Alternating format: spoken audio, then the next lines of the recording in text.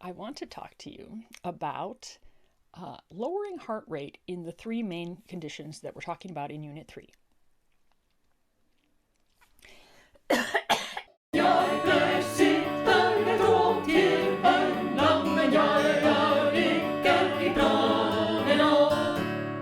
want to briefly review what you would do if you're lowering heart rate in the three main conditions that we talk about in Unit 3. That is angina, chronic stable angina, heart failure with the reduced ejection fraction, and atrial fibrillation.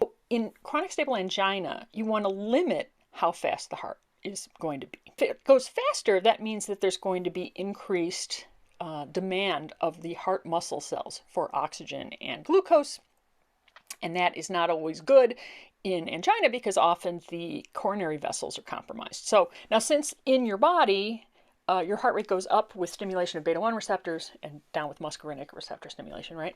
So if you just block beta-1 receptors, that's a really easy way to limit how fast the heart rate can go, because it can go up to that rate and then not any faster. That's the theory, right?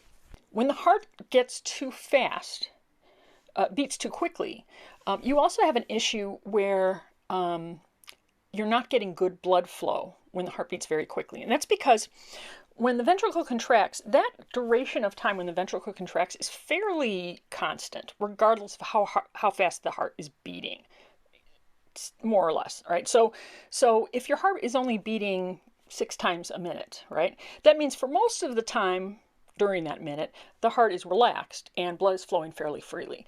But during those 6 contractions, when it's contracting, the muscle's all contracted and the blood vessels within the heart muscle itself are squeezed and there's not a lot of blood flow. So that means that during the squeeze, blood is not flowing to the heart muscles themselves, and so they're not getting a ton of supply of oxygen. So now, if you raise the rate of the heart, you not only are increasing the demand for oxygen and glucose from the coronary muscle, but you're also reducing the supply of oxygen to the coronary muscle. So that's a problem. All right, so you want to limit how fast the heart can go.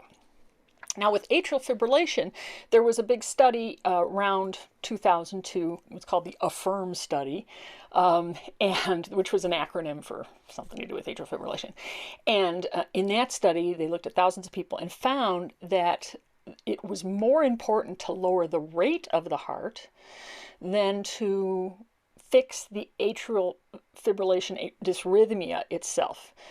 It's good to fix the dysrhythmia if you can, so that the heart's beating at a regular sinus rhythm. But reducing the rate was actually more important. Now, what about heart failure? So you might say, well, we didn't talk about heart rate in heart failure. Well, no, we didn't. But what's the main problem in heart failure? It's weakness of the heart muscle, right? So you don't want to do anything to make the heart muscle more weak, because some drugs make your heart weaker.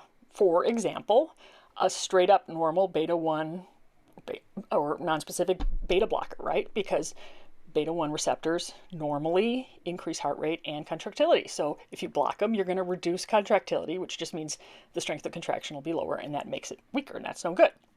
All right. Also, calcium channel blockers are going to be not a no-no because they make your heart weaker. Okay, so again, angina, you're limiting the heart rate so it can't get too fast. Atrial fibrillation, you're lowering the heart rate.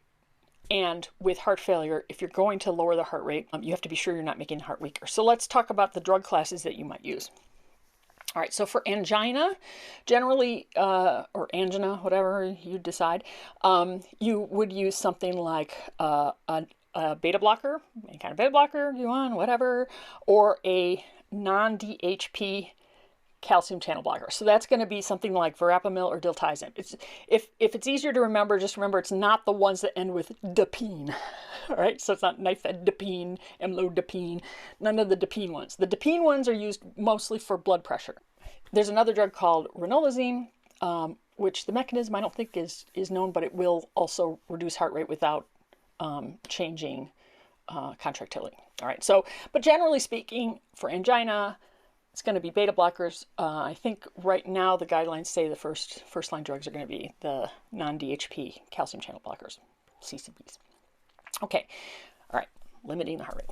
All right, next for atrial fibrillation, there's lots of options because atrial fibrillation is dysrhythmia, and there's lots of options for that. But generally speaking, again, you're going to be looking at something like a beta blocker, okay, or one of those non-DHP calcium channel blockers, because those are drugs that are well known. They've been used by millions of people, by thousands and thousands and thousands of doctors who are familiar with the side effects and like how to manage them and how to manage their interactions with other drugs. So drugs that have been around longer, sometimes you might ask, why are we using the older drugs when we could use these fancy new drugs that don't have side effects and stuff? And it's just because there's more experience with them, and you know, they're like the enemy that is known versus the enemy that is unknown.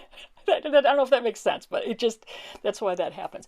Now, if you have a patient that has atrial fibrillation and you're trying to lower their heart rate and those drugs don't work or there's a contraindication, then you can turn to our buddy Digoxin, right? So Digoxin lowers heart rate, right? You know that because when we talked about Digoxin with heart failure, Digoxin, when the blood level goes up, the heart rate goes down, right? Bradycardia is a side effect. So you can use Digoxin to lower the rate and also maybe fix the rhythm, who knows. And then if that doesn't work, you can also even use amiodarone, which is a great drug in terms of how it works, but it has that unfortunate side effect of the pulmonary fibrosis. So calcium channel blockers, beta blockers, Digoxin, amiodarone, I think for this class, I think that's good enough to know in terms of things that you would use for atrial fibrillation. Now for heart failure, well, you're not going to use calcium channel blockers for sure, right? You could use Digoxin if the patient's already on Digoxin. Digoxin's super controversial. Some doctors are super confident with it and have a lot of experience with it and are fine working with it. Other people are like, no, Digoxin's too toxic. It's too much of a pain in the butt to use. So depending on where you train and who you work with, you're going to find people that are vehemently against Digoxin, and you're going to find other people that are like, yeah, why not? So and this has been going on at least for the 25 years since I've been exposed to medical care and training and things like this, and even keeping up with journals. There's this, you know, split in terms of how people feel about Digoxin. But you could use Digoxin. You could also use ivabradine, which again is another drug that lowers heart rate without sacrificing the contractility issue.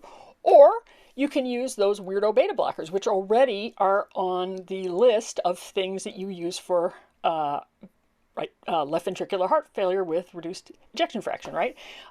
And those weirdo ones, the one I had you learn was carvedilol.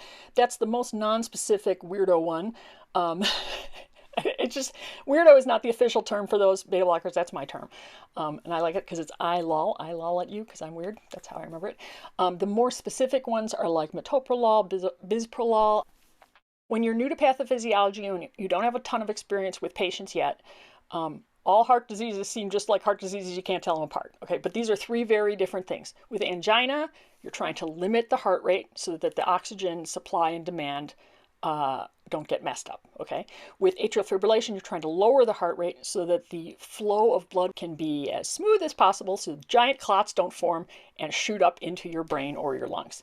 And then with heart failure, those weirdo beta blockers will reduce heart rate somewhat, but they actually work to help make the cells within the heart muscle line up better. Weird, right? Totally weird. And then they have other actions as well. But the main issue is that the heart is weak and you don't want to make it weaker. I hope that helps and doesn't make things more confusing. But it's hard to talk about those issues until you've actually studied all three diseases because otherwise it's just confusing. Talk to you later.